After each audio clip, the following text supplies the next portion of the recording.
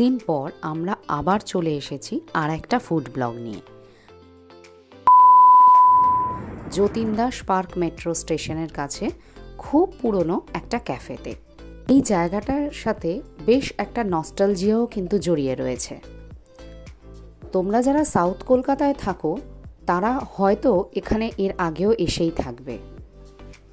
বিকেলের দিকে আমরা চলে আসলাম Jatin Das park metro station থেকে বেরিয়ে এই জায়গাটায়। বেশ একটা পুরনো গন্ধ এখানে কোথায় যেন রয়েছে।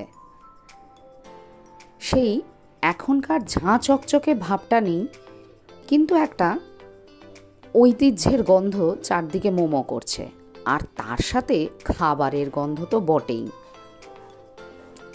এখানের খুব স্পেশাল একটা আইটেম হলো চিকেন ঘোস্ট।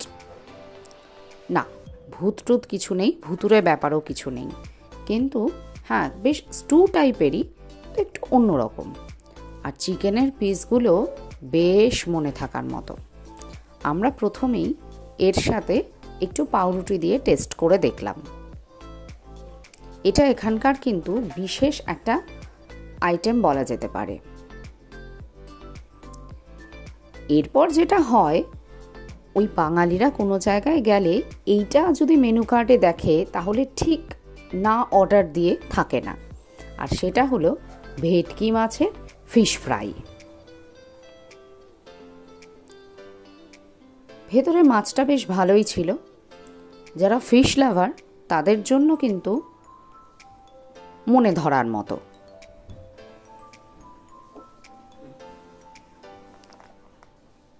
আর একেবারে শেষে আমরা নিয়ে নিলাম একটা পুডিং।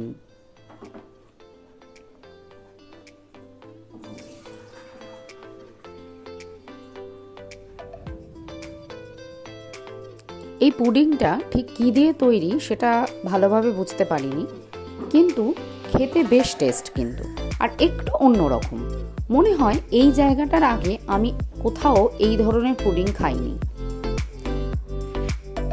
সব মিলিয়ে বিকেল থেকে গড়িয়ে একেবারে সন্ধে পর্যন্ত আমাদের ভোজ পর্ব কিন্তু চলল। বাইরে একেবারেই সন্ধে নেমে এসেছে, এবার কিন্তু বাড়ি ফিরতে হবে। আজকের সন্ধেটা বেশ গন্ধেই কেটে গেল, আর তার সাথে মজাদার একটা পেট পুজোও ছিল। তোমরাও কখনো কখনো ঘুরতে ঘুরতে এইরকম একটা নস্টালজিক পরিবেশে চলে এসো। একদিকে যেমন একটা পুরনো আমেজ পাবে, তার সাথে খুব ভালো ভালো কিছু খাবারও পাবে। তাহলে আমাদের আজকের ভিডিওটা কেমন লাগলো জানাতে ভুলো না কিন্তু।